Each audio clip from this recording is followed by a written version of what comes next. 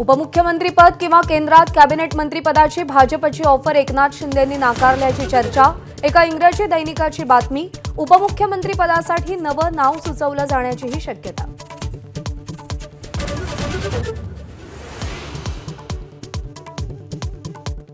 मुंबईत हॉटेलमध्ये थांबलेल्या सगळ्या आमदारांना मतदारसंघात परतण्याचे एकनाथ शिंदेंचे आदेश। आमदारांना मतदारसंघात जाऊन विजयी जल्लोष करण्याच्या सूचना।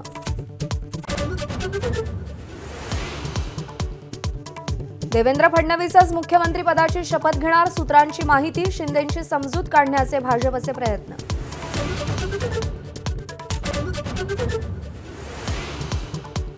पुढच्या 48 तासात मुख्यमंत्रीपदाचा निर्णय होण्याची शक्यता। मंत्रिपद टिकवण्यासाठी आणि मंत्रिपद मिळवण्यासाठी भाजप शिवसेनेत जोरदार लॉबिंग सुरू।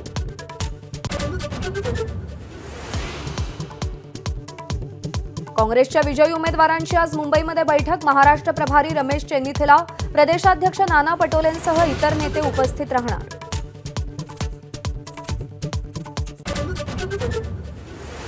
घड्याळ चिन्हाबाबत अजित पवारांनी सुप्रीम कोर्टाचे आदेश पाळले नाहीत। शरद पवार गटाच्या प्रतिज्ञापत्रात उल्लेख।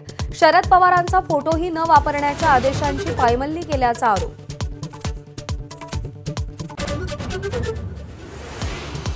लाचखोरीच्या आरोपांबाबत अदानी समूहाचं बीएसई एनएसईला स्पष्टीकरणाचं पत्र। अदानींनी लाच दिल्याचा कोणताही पुरावा नसल्याचं नमूद। तर अदानींविरोधात थेट कोणताही आरोप नसल्याचं ज्येष्ठ विधिज्ञ मुकुल रोहतगींचं विश्लेषण। प्रसिद्ध रॅपर बादशहाला बिश्नोई गँगची धमकी। चंदीगडमधील बादशहाच्या क्लबबाहेर बिश्नोई गँगकडून स्फोट।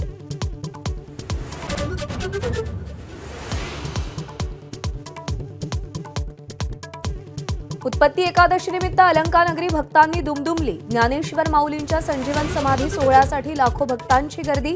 माऊली मंदिरासह इंद्रायणी घाटाला नेत्रदीपक रोषणाई।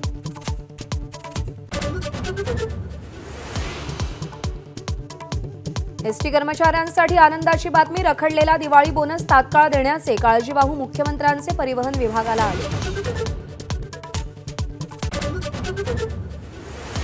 आगामी वर्षात एप्रिल ते जून दरम्यानच नवी मुंबई विमानतळाच्या उद्घाटनाची शक्यता। 31 मार्चची डेडलाईन मात्र हुकणार।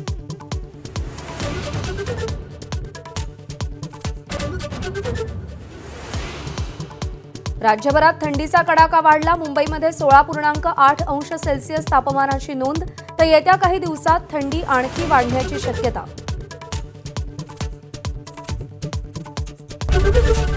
एबीपी माझा, उघडा डोळे बघा नीट।